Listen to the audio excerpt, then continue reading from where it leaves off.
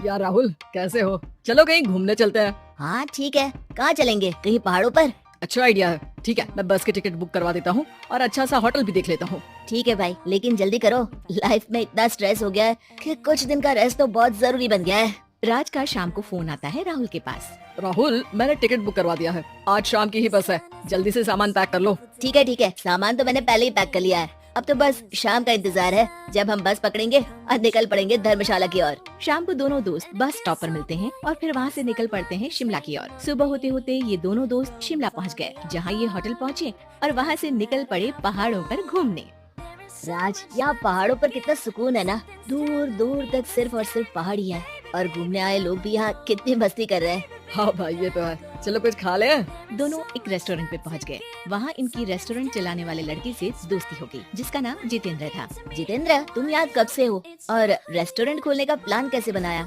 अरे भाइयों, मैं तो यहीं का हूँ। बस बाहर कुछ साल के लिए गया था नौकरी करने और फिर लौट आया और अपने यहाँ ही रेस्टोरेंट खोल लिया। पिछले 6 साल से यहीं पर हूँ। अरे लेकिन जितेंद्र, एक बात तो बताओ, रेस्टोरेंट ही क्यों? कुछ और काम क्यों नहीं? और भैया, अपना तो ये मानना है कि आदमी दुनिया में कहीं भी हो लेकिन उसे भूख तो लगेगी ही, और इसके लिए उसे खाना तो चाहिए ही। यानी ये धंधा कभी मंदा नहीं पड़ता, इसलिए ये काम शुरू किया था। लेकिन इस काम में क्या मुनाफा भी होता है या फिर बस ऐसे ही काम चल रहा है शौकियाना तौर पर? अरे क्यों नहीं भैया, काम तो हो ही रहा है और मुनाफा नहीं होता तो ये 10 लोगों का स्टाफ कैसे रख लेता। वैसे आप भी क्यों नहीं इस बिजनेस में हाथ आजमाते हो? हाँ, आइडिया तो अच्छा है, लेकिन हम लोग तो सिर्फ यहाँ घूमने आए हैं और हमारे पास इतने पैसे भी नहीं है। और अब पैसों की चिंता क्यों करते हो? सिर्फ 5 लाख रुपए लगा कर भी आप काम शुरू कर सकते हो। अच्छा, वो कैसे? अरे आप रेस्टोरेंट में मेरे पार्टनर बन जाइए। जो मुनाफा होगा वो आधा आधा बांट लेंगे। राज को ये सुनकर अच्छा तो लगा, लेकिन राहुल को इस ऑफर में कुछ दिक्कत लगी। उसने कोने में ले जाकर राज को समझाना शुरू किया।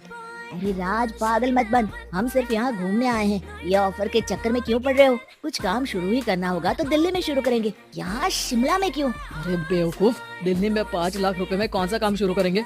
यहाँ शिमला में इतने कम पैसों में काम शुरू कर लेंगे और 1 साल में मुनाफा लेकर वापस भी चले जाएंगे। ओहो, अरे भाई, तुम्हें जो करना है करो, लेकिन मैं इस बिजनेस में तुम्हारा साथ नहीं दे सकता। याद रखो, हम यहाँ सिर्फ घूमने आए हैं, वो बिजनेस करने नहीं। और इस जितेंद्र पर वैसे भी मुझे ज्यादा भरोसा नहीं हो रहा है। अरे तुम्हारी यही तो दिक्कत है, तुम्हें किसी पर भी भरोसा नहीं होता, लेकिन मुझे तो है। मुझे पता है कि इतने कम पैसों में मुझे जितेंद्र अपना बिजनेस पार्टनर बना रहा है। अरे लेकिन क्या गारंटी है कि पैसे लेने के बाद जितेंद्र तुम्हें बेवकूफ नहीं बनाएगा? अरे मुझे तो है, मैं कुछ नहीं जानता। मुझे सिर्फ ये पता है कि जितेंद्र मेरे बारे में ज्यादा ना जानते हुए भी मुझ पर कितना भरोसा कर रहा है। मुझे तो लग रहा है कि इसके पीछे उसकी मंशा जितनी है। बाकी तुम्हें जो ठीक लगे वो करो। मैं तो आज शाम की ही बस से वापस जा रहा हूँ। ठीक है, तुम चले जाओ, लेकिन याद रखना कि आज के बाद मुझसे कभी बात करने की कोशिश मत करना। राहुल गुस्से में वहाँ से चला जाता है। दूसरी ओर राज और जितेंद्र साथ में मिलकर काम करने लगे। राज ने अपने घर से 5 लाख रुपए ये कहकर लिए कि जल्द ही वो 2 गुने पैसे कमाकर 6 महीनों में लौटा देगा। कुछ दिनों बाद, जितेंद्र, तुमने 5 लाख रुपए तो ले लिया है, लेकिन गांव में बहुत तेजी नहीं दिख रही है। अरे भाई, गांव में थोड़ा समय लगता है, चिंता मत करो यार। हाँ वो तो ठीक है, लेकिन मेरे पैसों का तो कुछ हिसाब दो। कहाँ लगाया तुमने? अरे बड़े आए पैसों का हिसाब मांगने वाले। वो तो शुक्र मनाओ कि इतने कम पैसों में मैंने तुम्हें काम पर रख लिया है। क्या कहा? तुमने मुझे काम पर रखा है? अरे मैं तो तुम्हारा बिजनेस पार्टनर हूँ। बड़ा आया पार्टनर बनने वाला। औकात देखिए अपनी। 5 लाख में रेस्टोरेंट खरीद लिया है क्या?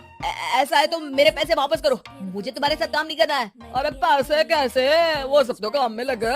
अब तुम्हें वापस जाना है तो चले जाओ, कोई पैसा नहीं मिलने वाला है। राज को अपने साथ होने वाले धोखे का एहसास हो चुका था, लेकिन तब तक देर हो चुकी थी। उसे अपने दोस्त राहुल की याद सताने लगी, जिसने पहले ही आगाह कर दिया था कि इस बिजनेस में धोखा है, लेकिन अब तो देर हो चुकी थी। राज को अब कोई रास्ता नहीं सूझ रहा था। जितेंद्र भाई, मेरे पैसे वापस कर दो ताकि मैं लौट जाऊं। मुझे अब तुम्हारे साथ कोई काम नहीं करना भाई। ये सुनते ही जितेंद्र अपने कुछ साथियों के साथ राज पर टूट पड़ा और उसकी जमकर पिटाई कर दी। राज बेहोश हो चुका था। जब उसने आंख खोली तो उसे अपने सामने पूरा परिवार, पुराना दोस्त राहुल भी दिखा। सभी को देखकर राज की आंख में आंसू आ गए। राहुल, मुझे माफ कर दो। अगर समय रहता मैं तुम्हारी बात मान लेता तो आज शायद ये दिन न देखना पड़ता। अरे शुक्र मनाओ कि जान बच गई। वो तो भला हो एक आदमी का जिसने मुझे फोन कर दिया था, तभी तुम्हारी जान बच सकी। मुझे माफ कर दे दोस्त, तेरी सलाह ना मानकर मैंने बड़ी भूल की है। अरे भाई, मेरे हाथ मत जोड़ो। बस ध्यान रखना कि अच्छा दोस्त आपको हमेशा अच्छी सलाह देता है, इसलिए दोस्तों की सलाह पर ध्यान देना चाहिए।